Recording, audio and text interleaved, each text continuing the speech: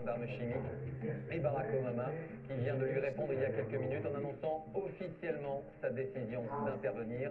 Nous retrouverons nos envoyés spéciaux à Washington, mais également à Beyrouth ce soir. Autre point, Paris fait désormais figure de principal allié des États-Unis, mais alors, que pensent les Français de cette intervention? Un indicateur avec ce sondage, 64% y sont défavorables. L'opposition gronde et réclame du temps. François Hollande lui a tranché. Jeff Wittenberg est au palais Élysée. Nous reviendrons également sur cette enquête à Marseille qui a mis en lumière un trafic de bébés. Il concerne 3 nourrissons dont le prix se négociait près de 10 000 euros. 2 hommes ont été interpellés. La rentrée scolaire et comment retrouver le bon rythme. Vos enfants ont pris de mauvaises habitudes durant l'été. Il va falloir désormais se lever tôt, retrouver le chemin de l'école. Comment recaler tout cela? Reportage et témoignages. Seriez-vous capable de vivre sans téléphone, sans tablette, sans internet à la maison? Certaines familles en rêvent, peut-être pour cette rentrée justement. Une Américaine nous raconte ce soir son expérience. Elle a imposé cette décision à ses enfants durant 6 mois. Impression et résultats ce soir. Enfin, tout sourit à Franck Ribéry, un nouveau titre hier soir pour l'un des enfants terribles du football français, qui est devenu cette semaine le meilleur joueur européen de l'année devant Lionel Messi. Un destin mouvementé. Son portrait, c'est pour tout à l'heure. Voilà pour les titres. Bonsoir à tous. Tout semble désormais être une question de temps. Les présidents français et américains souhaitent adresser un message fort au régime de Bachar el-Assad, mais l'action, son ampleur, doit être mûrement préparée, réfléchie. C'est en tout cas le sentiment qui se dégage de la communication de Barack Obama, qui vient de s'exprimer. On va d'abord écouter le président américain. Après une délibération sérieuse, j'ai décidé que les États-Unis devaient mener une action militaire contre des cibles du régime syrien. Nous n'enverrons pas de soldats sur le terrain. Notre action sera limitée dans le temps et elle sera ciblée. J'ai pris une deuxième décision. Je vais demander l'autorisation d'utiliser la force aux représentants du peuple américain, les membres du Congrès.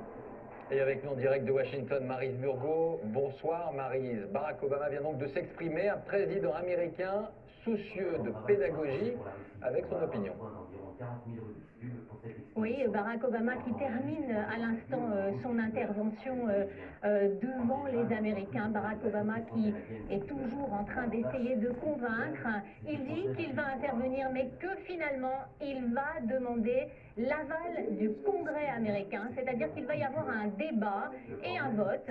Le Congrès ne se réunit que le 9 septembre prochain. Cela veut dire qu'il n'y aura pas d'intervention militaire ce week-end et certainement pas non plus avant le G20. Barack Obama qui veut prendre le temps de réfléchir et qui a dit « Je suis le président d'une démocratie constitutionnelle, c'est pour cela que je veux demander l'aval du Congrès ». On reconnaît bien là ce président qui est tout sauf va-t-en-guerre. On connaît sa réticence légendaire à utiliser la force et c'est ce qu'il vient de démontrer à l'instant par cette intervention. Prendre son temps, merci Maryse. En tout cas, de son côté, Damas, je vous le disais, se dit prêt à riposter.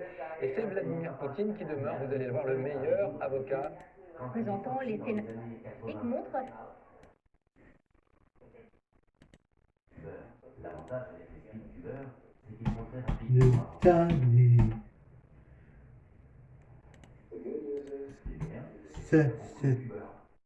Le problème, c'est qu'ils vont encore à l'école. On est à Waterloo, au Canada, et on appelle ça la bataille de Waterloo. Il y a des compétitions dans tout le Canada et dans le monde entier. Et partout, les conditions sont identiques pour établir le record du monde. Donc, tout ce qui se passe ici est officiel. Si un record du monde est brisé, il est validé. On a aujourd'hui quelques concurrents qui sont très rapides, donc il est toujours possible qu'ils battent un record du monde. Et il y a aussi Antoine Cantine, qui le fait à une seule main, et qui détient le record du monde par moitié.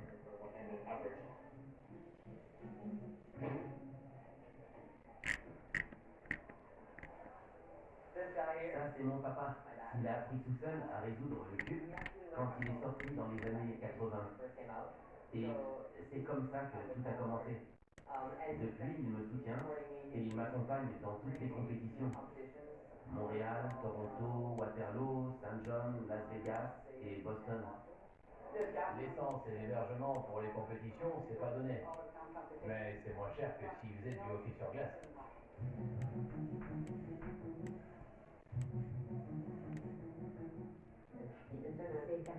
reconnaître que le cube a connu cette renaissance. Les passionnés ont pu entrer en contact et s'échanger des informations comme le nombre minimal de coups pour résoudre un cube. On l'appelle le nombre de Dieu. Et récemment, on vient de découvrir qu'il faut au minimum 20 coups pour résoudre n'importe quel cube. Pour résoudre le Rubik's Cube en un coup, il peut y avoir plus d'une solution, mais elles seront toutes plus ou moins identiques. Ce n'est pas facile à retenir ou à appliquer sur le plan conceptuel. Et souvent, les méthodes plus empiriques pour résoudre le Rubik's Cube prennent un peu plus de temps.